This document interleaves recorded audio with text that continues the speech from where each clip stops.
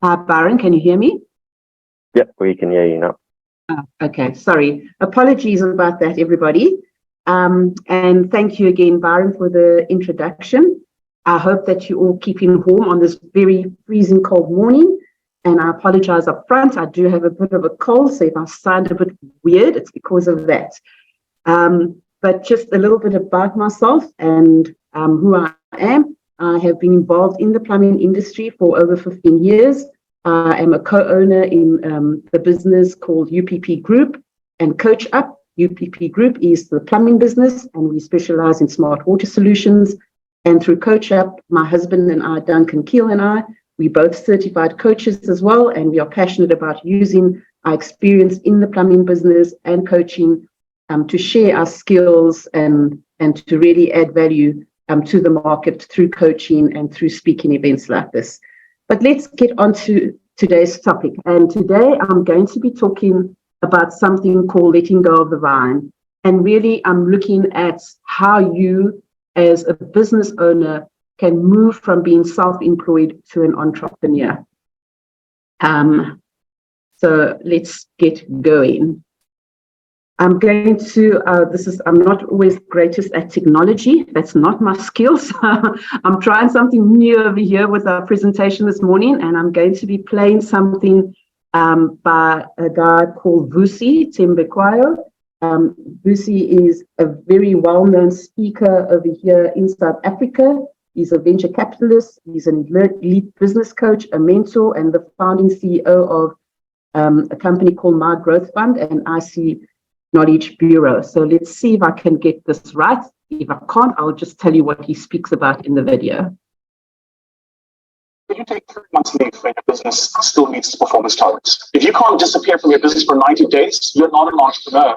You're what we call self-employed. There is a difference between being an entrepreneur, a business owner, being self-employed, and being a professional. So a professional, I am a doctor, I'm a dentist, I heal the patients. But if I'm not there, nobody heals the patients. The graphic designer is somebody who's self-employed. I employ me, but I do the job.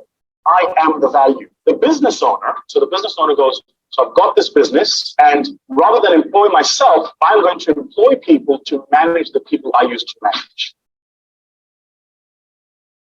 Okay, so I'm just going to go through quickly again what he spoke about. So he speaks about, he does lots of talks on this, and he speaks about either being a professional, and he refers over here to people like attorneys, lawyers, chartered accountants, doctors, etc., who are running their own businesses. They've got their own practices. They use their skill to heal, to help, to do whatever it is that they do, and it's a very specific skill set that they use. Then he speaks about a business owner. A business owner is someone, you might be a business owner over here this morning, most of you are. So you own your own plumbing business, but you have staff that you've employed. So if you have teams, if you've got office staff, anywhere where you have employed other people to help you in your business, to do certain parts of your business, you are a business owner. He speaks about someone who is self-employed. Someone who is self-employed is the value of the business. You are the plumber, you are the everything. Without you, things cannot exist. And then he'll speak about an entrepreneur. And an entrepreneur is someone who, if you're out of your business for 90 days, for 6 months, for however long it is, your business can still continue its day-to-day operations. So the question today over here is, can you be out of your business and your business can still function? You know that a call comes in, the client's going to be seen to, someone's there to answer the phone, someone is there to do the quotation, someone is there to do the job and invoice the clients, and you get paid at the end of the day. If you cannot do that, I say sometimes there's a combination of that. We might be business owners, but we're still self-employed as well. In other words, we have given ourselves jobs within our own companies. And without us in our business, it cannot function. Now, some of you might be sitting here today and saying, well, you know what? I'm quite happy with that. I want to be self-employed in my business. I want to be the person who controls everything in my business. But then you'd need to understand that you'd never be able to scale your business to the next level. If you're wanting to grow your business, you're going to have to shift that mindset. And today I'm going to touch on some of the ways in which you can do that. Could you take Okay, let's leave, but don't know how to get to this next one from here. your business still meets the performance targets? Okay, so some of the most common issues that I find that business owners have when they come to me for coaching, these are elements that they often bring up and how they feel and problems that they encounter. So the one is the feeling of lack of control.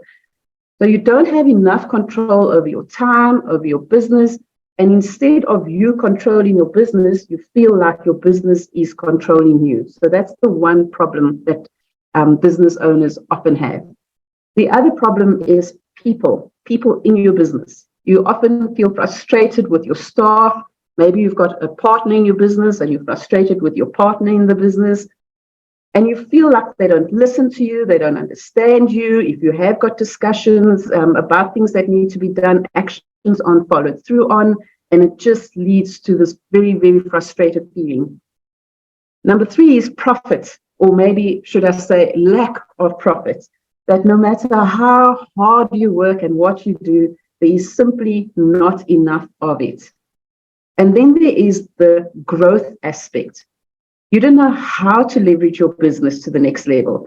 Or maybe you have been growing, but it has hit a ceiling. Your growth has stopped and you don't know what next to do to get beyond that point.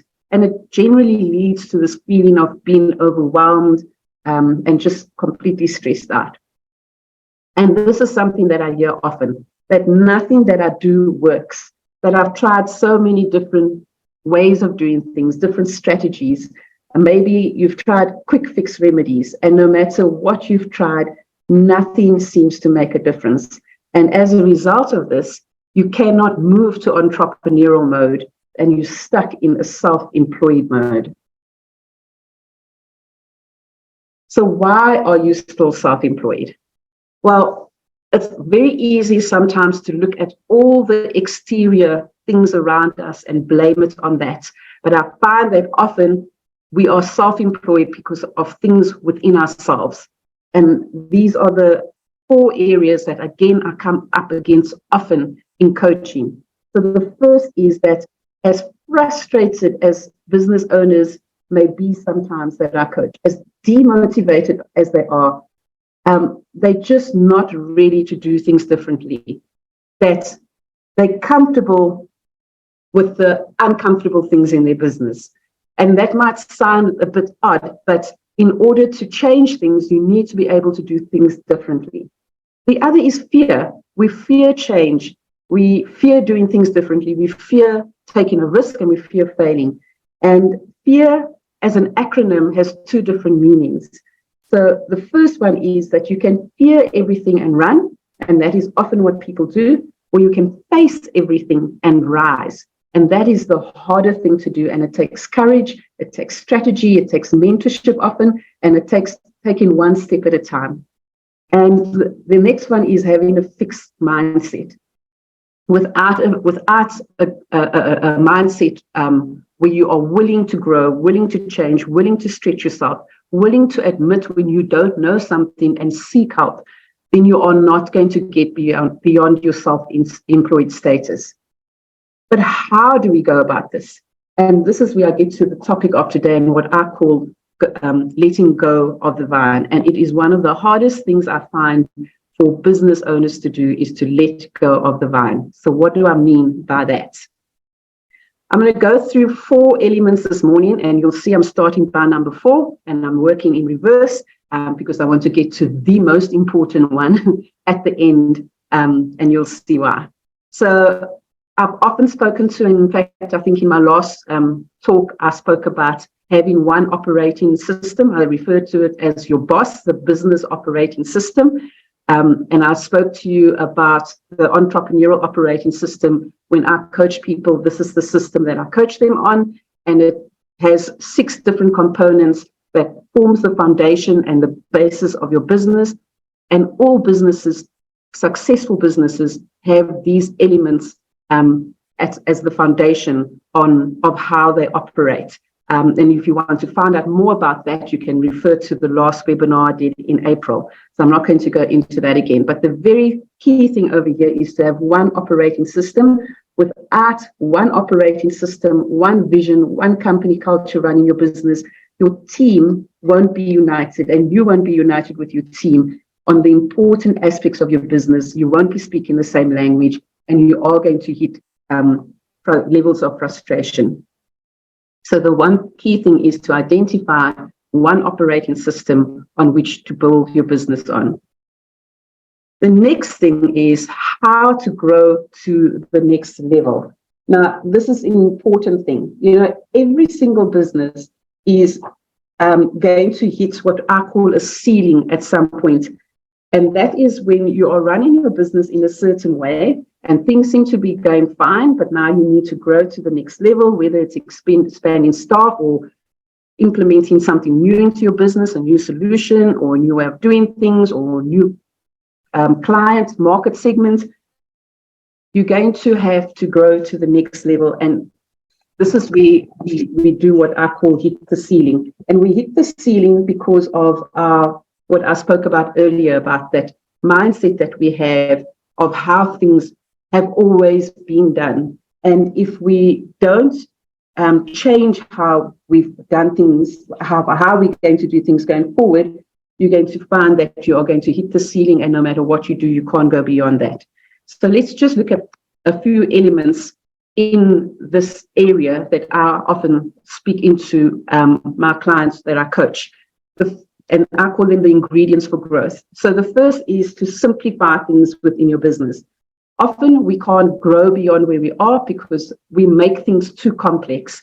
We have processes on processes, or we don't have a very systemized way of doing things. And so things keep changing all the time. And we need to simplify. There's the acronym that I think many people are familiar with called the KISS principle. And traditionally it stands for keep it simple, stupid.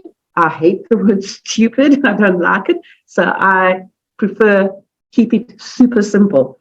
So you need to simplify your business, and there are many ways of doing this. And this is an area where I, again, coach many people in terms of how to go about simplifying things in their business so that it runs smoothly and that everyone is on the same page. The next is to do what I call delegate and elevate. And this is a key component in letting go of the vine. Many business leaders are afraid of delegating responsibilities out to their staff. Or if they delegate it, then they go and micromanage that to death with their staff, where they are now keeping the ceiling not only on their business, but on their staff growth as well. Your employees cannot grow, cannot be empowered if they are not allowed to be dedicated to and then to do whatever it is that you've given them to do, the responsibility you've given them to do. And are they going to make mistakes? Most likely. In fact, it's almost guaranteed. But it is through that and how you handle that they are going to be empowered and grow. And when they grow over time, it allows you more free time within your business to work on your business rather than in your business. So there's a tool that we use to help you delegate and elevate. And this is a crucial part to business growth, is this ability to elevate your staff to grow and to allow yourself more time to work on your business. Then we talk about prediction. So prediction in your business is just having a sight of where your business is going, putting tools in place to know what you want to achieve for the next quarter, for the next year, for the next 3 years, the next 10 years. And in order to do that, you have to have a very strong vision. You have to have a very strong knowledge of what it is you're wanting to accomplish with your business. So our business, like I mentioned earlier on, it's about smart water solutions. The other part of our business through CoachUp is empowering our staff within our business, but also other businesses within the industry. And we've got a 10-year target that we are working towards to empowering 100,000 men and women in our industry through smart water solutions and through coaching. And that is a prediction that we have. And so in order to achieve that and make it a reality, we've had to put very specific targets in place. So when you predict, you also have to come back and say, well, how am I going to achieve that? Then you have to systemize your business.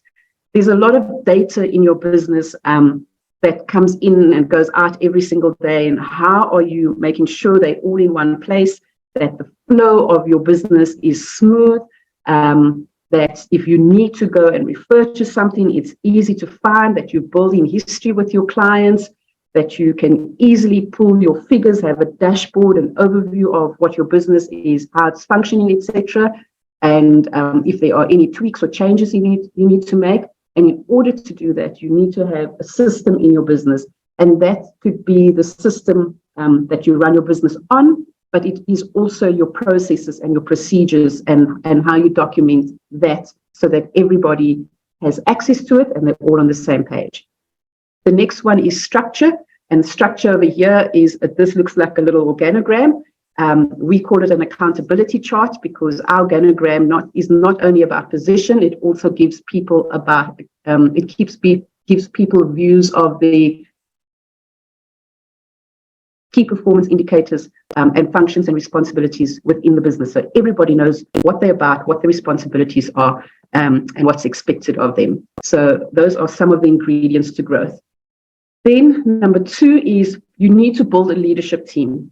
You can never become an entrepreneur unless you've got a leadership team. People that you trust, people that you know. If you step out of the business, if you need to go away, you need to take a break, or maybe you want to go and build the next business, that you have a leadership team that is going to run your business as you would run your business. And if you have those elements of growth that I spoke about in your business, if you've got that business operating team, the business operating system in place, and if you have a very clear vision and very clear values and culture of your business, and you have recruited what I call recruiting the right person into the right position, and I've spoken about that in previous talks, then you will be building a leadership team that if you aren't there, they run the business as if you were there. And if you think of big companies, if you think about the CEO of Pick and Pay or Woolworths or any Microsoft, whatever, they're not working in the business. If they're not there, they're busy being entrepreneurs and building other things and growing other things, the companies still function. Now, I know we're not as huge as them, but the principle of entrepreneurship, whether you're a small business or whether you're a massive corporate company, remains the same. You have to have a leadership team that is going to enable you and not disable you from being an entrepreneur. And then the last thing that stands in the way of being an entrepreneur, of moving from being self-employed to being an entrepreneur, often is you. It's me. It's the business owner. And so how do we move from being self-employed to being an entrepreneur? There's 3 things that I just want to mention over here. Number 1 is you have to be open-minded. I don't know about you, but I love reading books. And there is an author called Dr. David Biscott. He's the author of a book called Risking. And he said, in this book, if you cannot risk, you cannot grow. If you cannot grow, you cannot become your best. And if you cannot become your best, you cannot be happy. And if you cannot be happy, what else matters? So over here, he speaks about, like I said, the book is called Risking, and you need to be able to take that risk. And I spoke about fear earlier on. Fear is often what prevents us from taking that risk. But to take a risk, you just need to take that first step, and then the next, and then the next, and then the next. And if you have a clear roadmap of where you're wanting to go to, and you break that down into the steps, you can call them SMART goals, you can call them rocks. It's different terminologies that people give to this, but it's open-minded, but it leads to a structure to help you to get ahead. Then that is what you need to do. And there are many, I know I needed a mentor to help me with that. And so I really encourage you to find yourselves a mentor to help you, guide you through this process.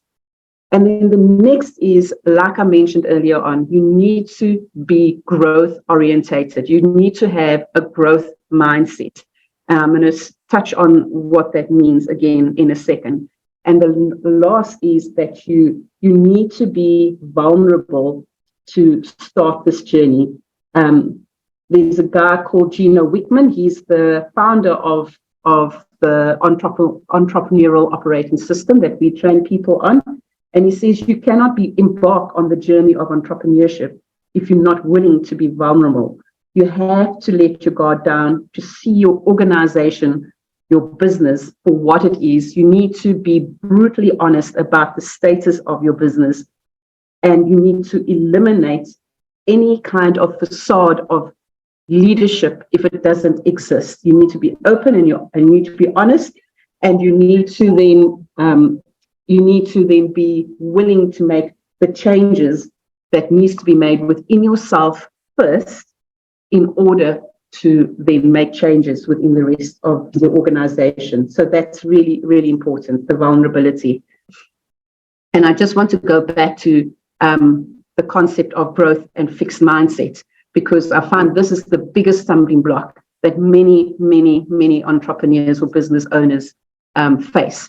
And Robin S. Sharma, he's the author of the 5-Minute Manager, and he's written many, many books on leadership and entrepreneurship and business. And he says that leadership is a mindset that shifts from being a victim to creating results. And that sometimes is a hard thing to look in the mirror and acknowledge that many times the reason why our businesses are not doing well, why it's failing, why it cannot grow, why it cannot get to that next level, is because of us, the business owner. We stand in our own way.